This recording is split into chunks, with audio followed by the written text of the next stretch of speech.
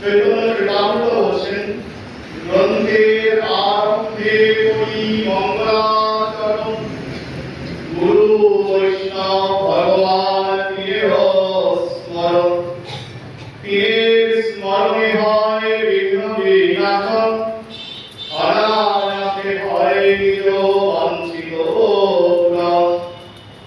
গ্রন্থের শুরুতে কি করা প্রয়োজন? মঙ্গলাচরণ করা প্রয়োজন। কার কার মঙ্গলাচরণ? গুরু বৈষ্ণব এবং ভগবানের মঙ্গলাচরণ। মঙ্গলাচরণ করলে কি হয়? মঙ্গলাচরণ করলে সমস্ত বিঘ্ন দূরীভূত হয়। মঙ্গলাচরণ কয় প্রকার? চরিতামৃত বলছেন মঙ্গলাচরণ 3 প্রকার।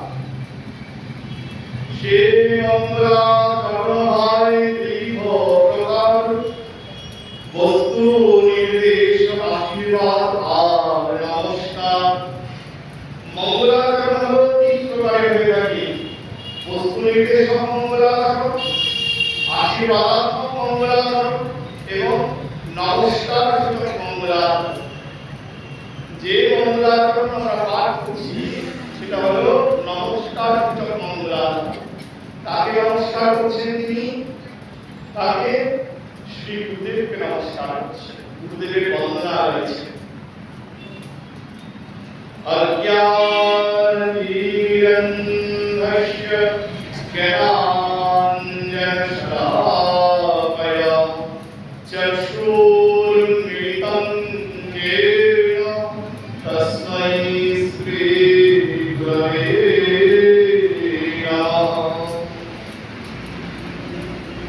যিনি জ্ঞানরূপ অঞ্জন সরকার দ্বারা অজ্ঞানের তিমিরে অন্ধকার নয়ন উন্মীলন করেছেন, সেই পরম করুণাময় শ্রী গুরুদেবকে আমরা নমস্কার করি।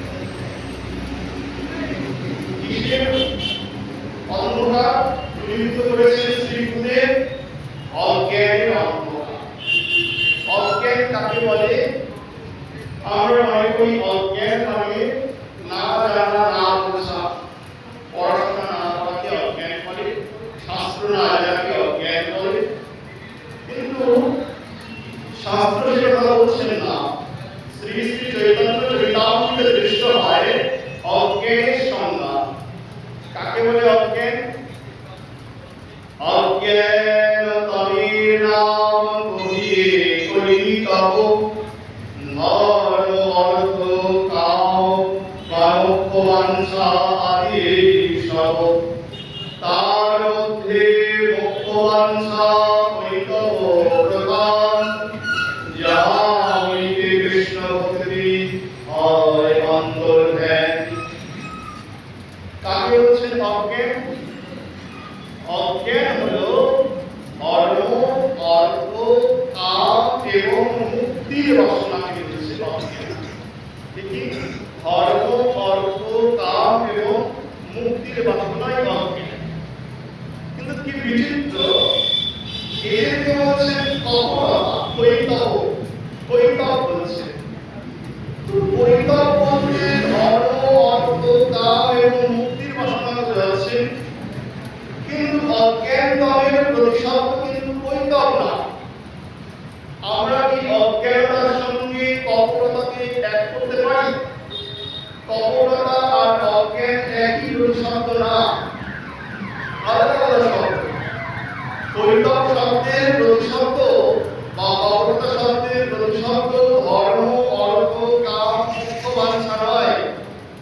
কিন্তু বিচিত্রভাবে চৈতন্য চরিতামৃত বললে সেই ধর্ম অর্থ কাম মুক্ত বাঞ্ছাই হলো কপটতা বা অজ্ঞান। কেন এই কথা বললেন? এই সমস্যার সমাধান করতে গিয়ে শ্রীল বিশ্বনাথ চক্রবর্তী পাদ বললেন, কৃষ্ণ নিত্য দাসস্য জীবস্য তদাসত্যং ক্রিয়া নিজ সুখার্থম অন্যং সর্বং বৈতং নিধিভাব। বলেন, জীব সর্বদাই শ্রীকৃষ্ণের নিত্য দাস। কার দাস? শ্রীকৃষ্ণের নিত্য দাস। জীবের সর্বদাই দাস।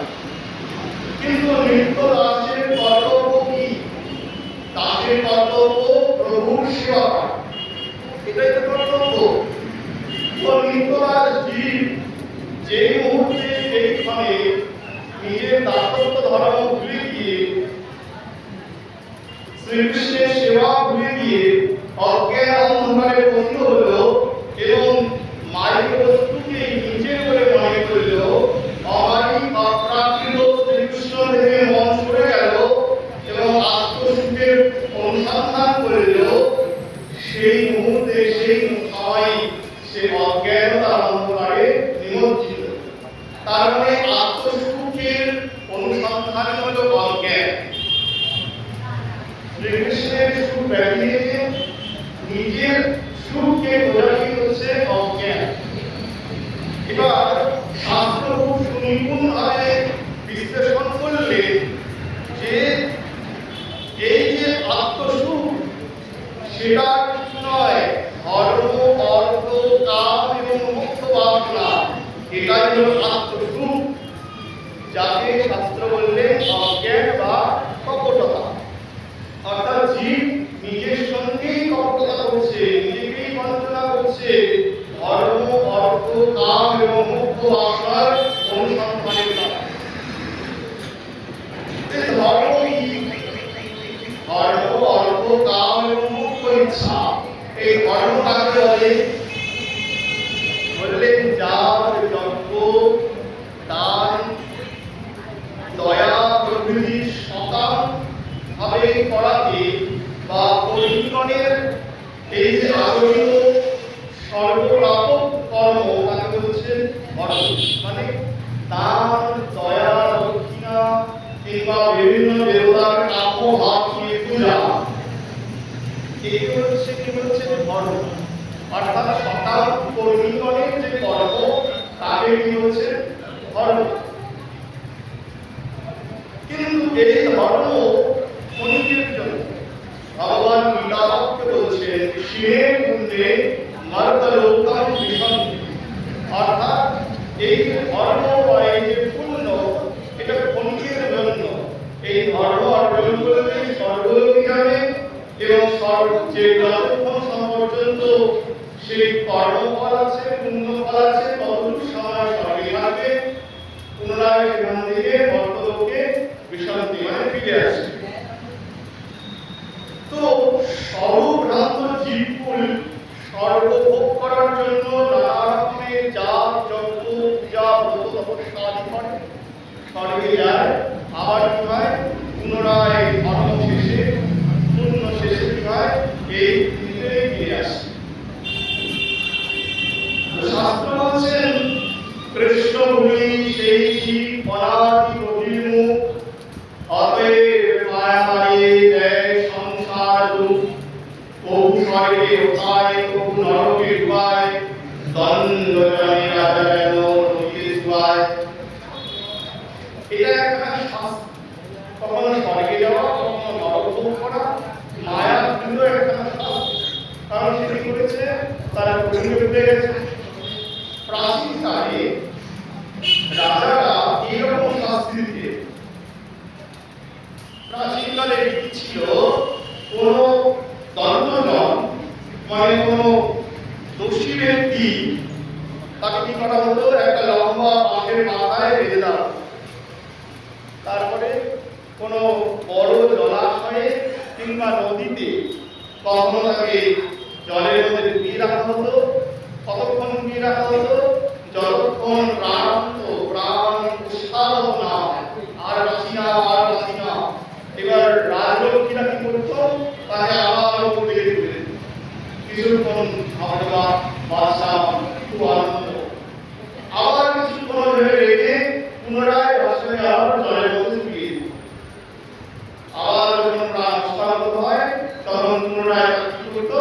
ওপর দিকে উঠে ওই জলের মধ্যে ডুবিয়ে রাখা হচ্ছে নরক ভোগ, আর ওপরে উঠে কিছু ভোগ করা হচ্ছে স্বর্গভোগ। কিন্তু দুই শাস্তি সহ। কিসের ফল কি? ধর্মের ফল। এরপর হচ্ছে অর্থ। ধর্মের পরে কি চায় মানুষ? অর্থ। চক্ষু, কর্ণ, নাসিকা, জিহ্বা,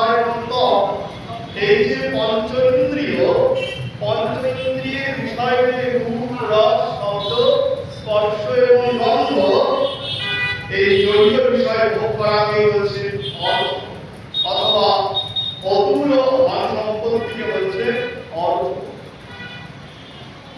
অর্থের পরে আসে কাম। কাম অর্থাৎ কামনা। পাপ পুণ্য বিচার শূন্য হয়ে রূপ রসায়ন ভোগ করা করেছে কাম। তো জীব কি করছে? ধর্ম, অর্থ এবং কামকে নিজের বলে বোধ করছে, আর তার স্বরূপ থেকে ভ্রষ্ট হয়ে সরে গিয়ে শ্রীকৃষ্ণ ভজন ভুলে গিয়েছে। এরপর তো আরেকটা মারাত্মক বিষয় আসছে, সেটা হলো মোক্ষ বাসনা। মোক্ষ বাসনা ধর্ম, অর্থ, কামের থেকেও ভয়ঙ্কর। কেন? মোক্ষ বাসনাতে ভগবানকে প্রভু বলে বোধ হয় না। ভগবান আর নিজেকে ব্রহ্ম আর নিজেকে কি বলে বোধ হয়? একই সারূপ্য বোধ হয়, অর্থাৎ আমি এবং ব্রহ্ম একই স্বরূপ। কেউ ব্রহ্ম কেউ দাস নয়। আমি কিসের সেবা করবো? আমি তো ব্রহ্ম। কেউ ব্রহ্ম নয়, কেউ দাস নয়, নিজেই ব্রহ্মস্বরূপ, এই বোধ আসছে। যখন কেউ নিজেই ব্রহ্মস্বরূপ হয়ে যাচ্ছে, তখন তো ভক্তি তার থেকে শুরু করা হতো। সেবকের ভাব বিরুদ্ধ হয়ে গেছে, তাদের ভক্তি থেকে সে কয়েক মায়ের বিরুদ্ধ হয়ে গেছে। এই ভাব আসার কারণে ভক্তির যে কারণ স্বরূপ সাধু বৈষ্ণবের কৃপা, সেটাও তার জীবনে হয় না।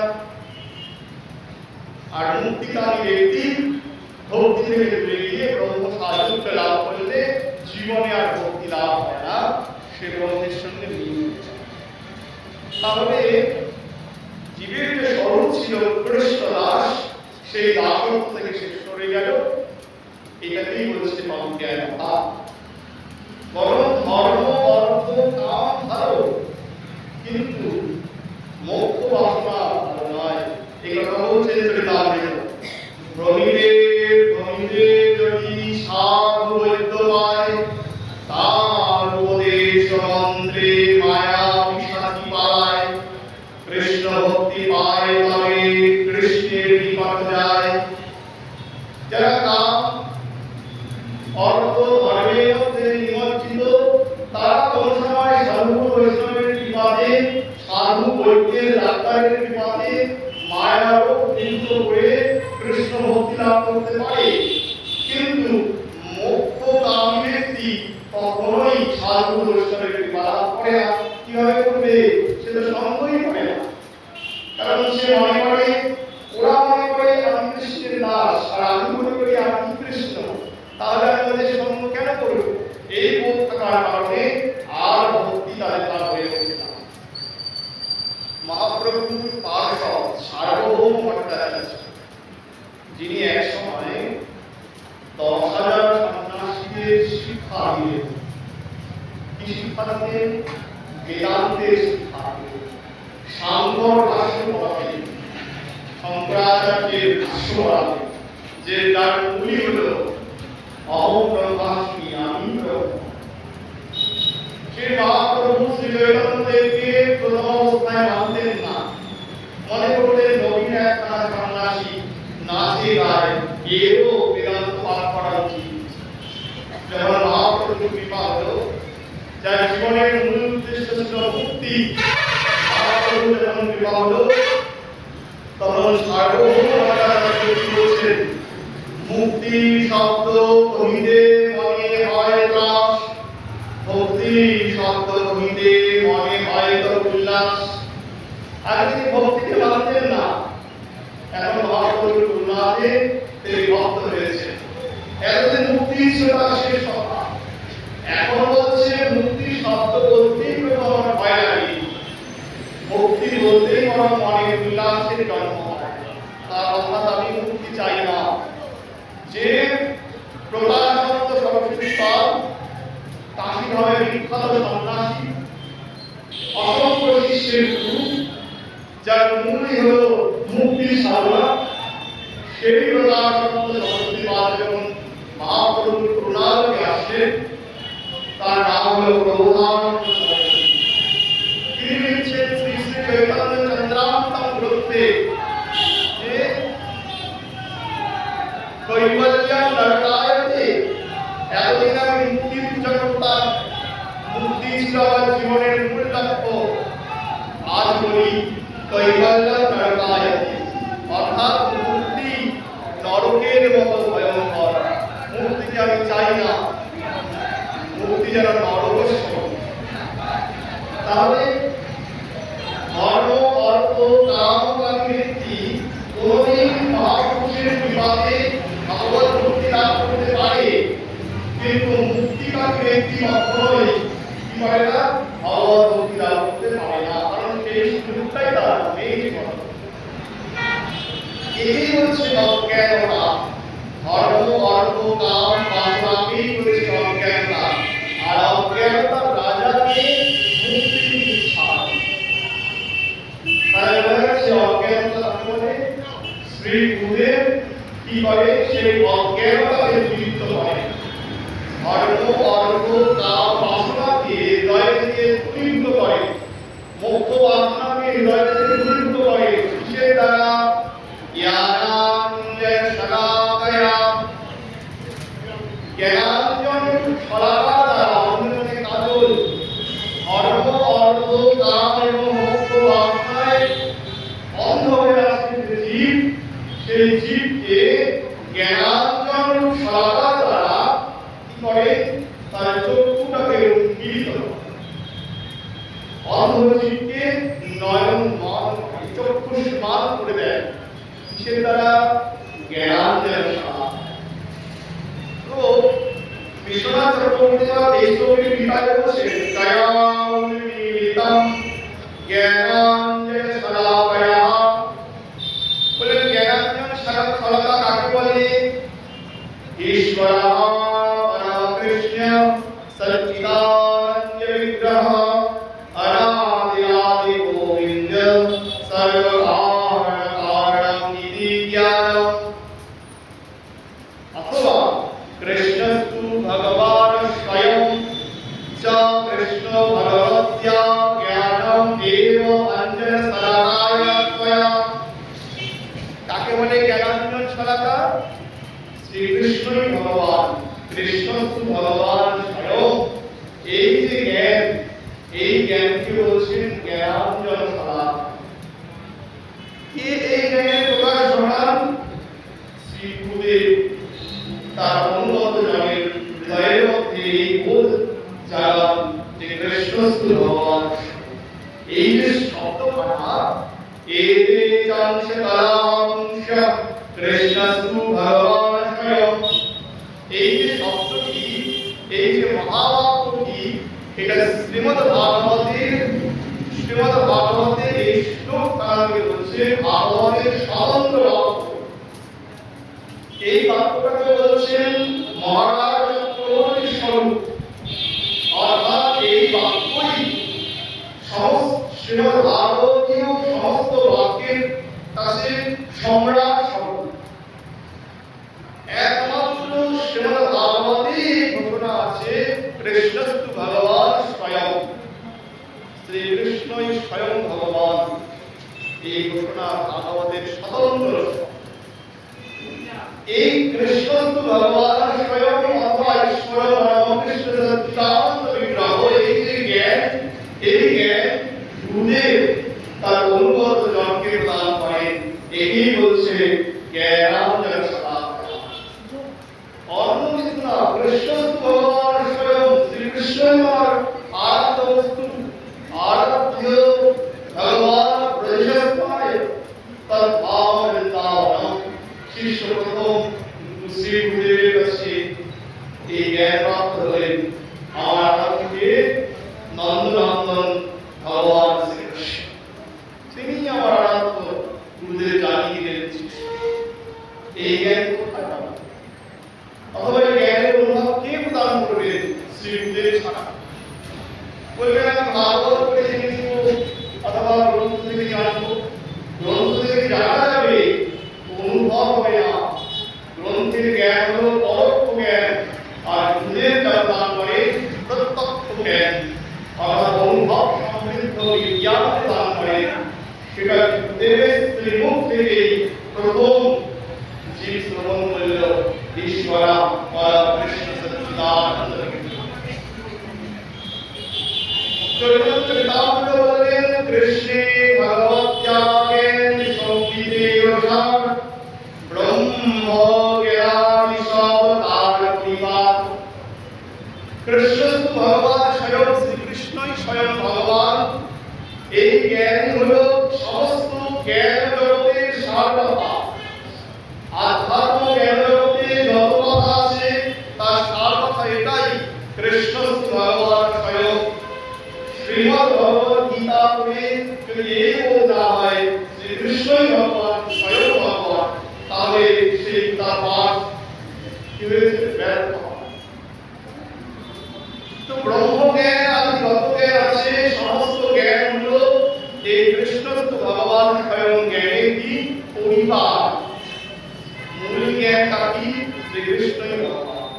এই জ্ঞানটা কে প্রদান করে? শ্রী গুরুদেব প্রদান করে।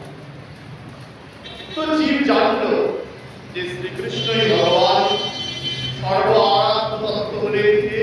শ্রীকৃষ্ণ।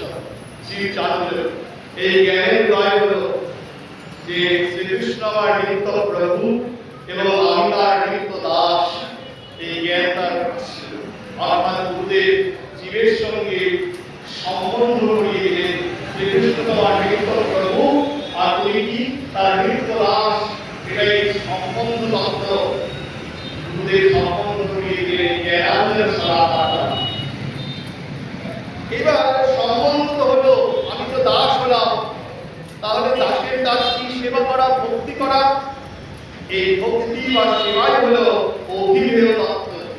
এই শ্লোকের মধ্যে সেটাও আছে। শ্রীকৃষ্ণ তোমার প্রভু, তুমি তার নিত্য দাস। এই দাসত্ব ধর্মে স্থিত হলে অর্থাৎ সম্বন্ধ গুরুদেব করিয়ে দিলেন। এবার ভজন উপদেশ করছেন, যার নাম অভিধেয় তত্ত্ব। এবার ভজনের ফল স্বরূপ কি হবে? ফল কি হবে? ভজনের ফল হলো প্রেম প্রয়োজন। এই প্রয়োজন তত্ত্ব শ্রী গুরুদেব জানিয়ে দিচ্ছেন। অর্থাৎ শ্রী গুরুদেবের কৃপায় জ্ঞানাঞ্জন সদাচার দ্বারা আমার অজ্ঞান নেত্র রোগ বিনাশপ্রাপ্ত হয়ে সম্বন্ধ তত্ত্ব, অভিধেয় তত্ত্ব এবং প্রয়োজন তত্ত্বের দিব্য জ্ঞান